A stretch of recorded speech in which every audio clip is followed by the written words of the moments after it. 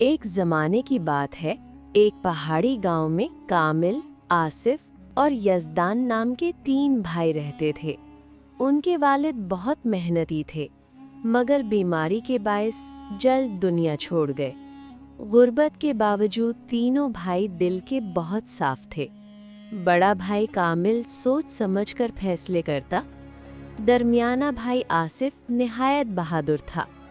छोटा भाई यज़दान हर किसी से नरमी से बात करता और हर जानवर का दोस्त था। वो तीनों दिन में खेतों में मजदूरी करते, रात को एक छोटे से टूटे घर में बैठकर रोटी बांटकर खाते। लेकिन उनके दिल में कभी लालच नहीं आया। एक रात बारिश बहुत जोर से हो रही थी। दरवाजे पर दस्तक हुई। बाहर एक बूढ़ा मुसाफिर खड़ा था, भीगा हुआ, थका हुआ और भूखा। भाइयों ने सोचे बगैर उसे अपने घर में बुला लिया। उनके पास खाने को सिर्फ 3 रोटियां थीं। तीनों भाइयों ने आधी आधी रोटी अपने हिस्से से निकालकर मुसाफिर को दे दी। बूढ़ा मुसाफिर मुस्कुराकर बोला, तुम तीनों दिल के अमीर हो। दुनिया में ऐसे लोग बहुत कम रह गए हैं। मैं तुम्हें बदले में कुछ दूंगा, मगर कल सुबह। भाइयों ने शुक्रिया कहा, मगर जवाब में कहा, हमने आप पर एहसान नहीं किया, इंसानियत की खिदमत की है। मुसाफिर ने दिल ही दिल में कुछ पढ़ा और सोने से पहले घर की छत को छूकर बोला, कल तुम्हारी जिंदगी बदल जाएगी। सुबह होने पर जब भाई उठे, मुसाफिर जा चुका था, लेकिन दरवाजे के सामने एक पुराना संदूक रखा हुआ था। संदूक पर लिखा था, ये 3 नेक भाइयों के लिए तोहफा है। अंदर एक नक्शा था जिसमें पहाड़ों के पार छिपी एक किस्मत की वादी का रास्ता बना हुआ था। साथ में 3 चीजें थीं। 1, कामिल के लिए एक चमड़ का पुराना कंपस। 2, आसिफ के लिए तांबे की मजबूत छड़ी।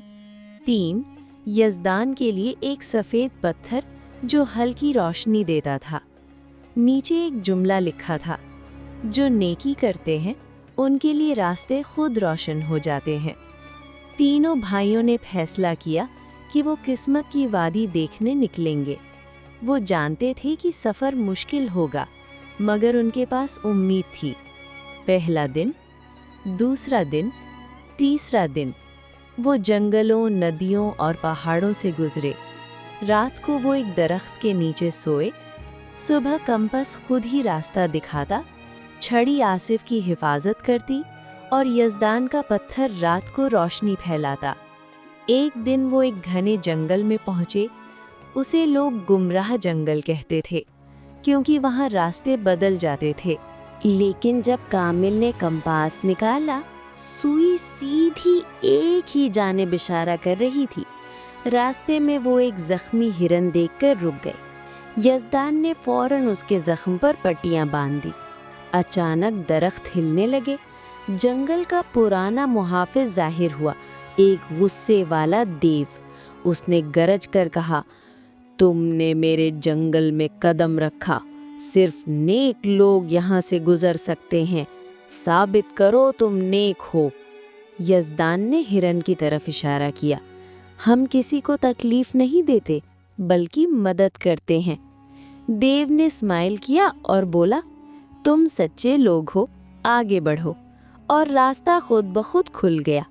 जंगल के बाद उन्हें एक सुनहरी वादी मिली, जिसमें बहुत सा सोना और जवाहरात बिखरे थे। आसिफ ने कहा, ये ख्वाब है या हकीकत? कामिल ने सोचकर जवाब दिया, ये आजमाइश हो सकती है।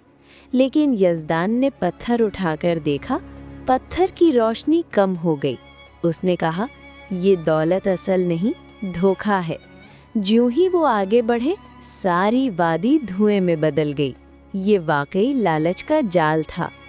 भाइयों ने लालच में ना आकर पहली बड़ी आजमाइश पास कर ली।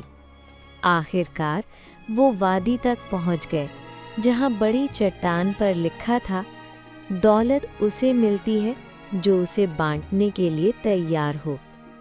सामने 3 बड़े दरवाजे थे। पहला बहादुरी का दरवाज़ा, दूसरा अक्ल का दरवाज़ा, तीसरा رحمت کا دروازہ۔ ہر بھائی نے اپنی خوبی کے مطابق دروازہ چنا۔ آصف بہادری کے دروازے میں داخل ہوا۔